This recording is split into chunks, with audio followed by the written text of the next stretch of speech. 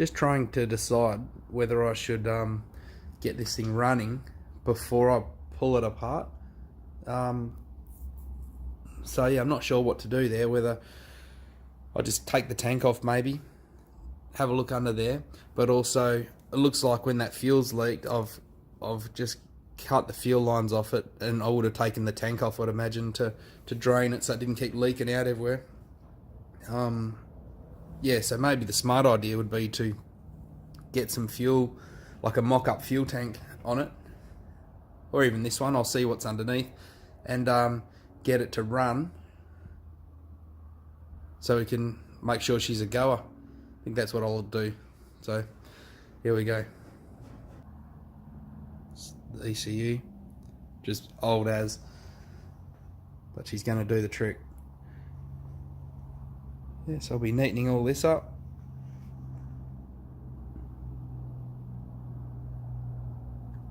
God knows what's under there, under the tape. Some pieces. Right, let's pull the tank.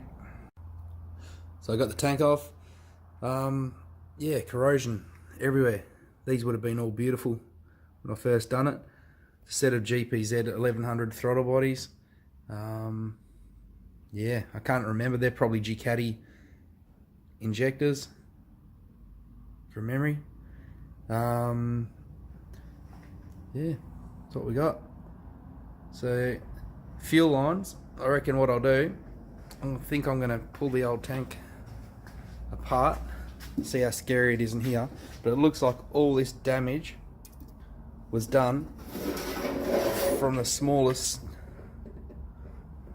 where was it, there's a small little rust hole which basically drained the whole fuel tank. Yep, so we'll soon see when we pull it apart. Here we go. Yeah, it had a tank liner in it by the look of it.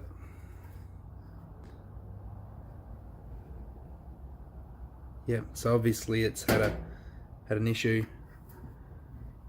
before. Yep, so I'll have a better look in there and see what we're going to do. Maybe put a good fuel filter on it just to run it. That'll be my easiest option, to get fuel in and out of it to get it running before I put that tank up there on. To put that tank up there on, this is too high, so I need to see one of my mates and get him to reduce the height of this to get it all to fit under there. Also, I'm going to relocate the coils and anything big and bulky. I'm going to try and simplify this bike down. The next thing I'll probably do is remove the fairings, so we can just make sure everything's okay underneath before we try and start it, which is going to take a bit of effort because, like I said, it's been 10 years since she's fired a shot. So the fairings are off. I was really surprised because I thought from memory that I'd really butchered these fairings. I've got a set that came with the bike, but they've all been painted and they're not the best. I bought a full set of fairings, including the nose cone and the fuel tank, 5 years ago or more, off eBay. And yeah, these were genuine fairings that the fella had bought, and he paid, I think, like $4,500 for all this stuff. I paid a couple of grand a long time ago, but yeah, they're in like the new old stock they were. So hopefully there's no major marks on them. I can see a little bit of fuel stain here, but I can probably live with that. Yeah, but they're all like new, not hammered. It's just a bit of dirt. So I'm stoked. So under the fairings is this corrosion. Horrible. Look at it. But hopefully it's all surface sort of stuff. Yeah, what else we got this side? Well, it is surface stuff, but try and make him all look pretty. Give him the big clean up for our little bike build competition we're playing with. yeah, so being turbocharged, basically that's the air cleaner through the turbocharger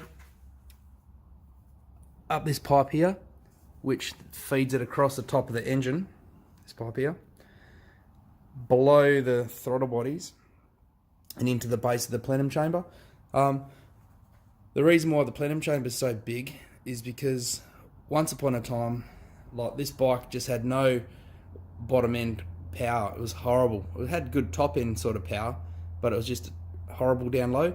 And on our Ducati, we ended up making a bigger plenum chamber and it seemed to work, so we just copied that theory. But in the end, that wasn't the problem. It was just yeah, to do with the tuning side of it. So this isn't necessary to be so big.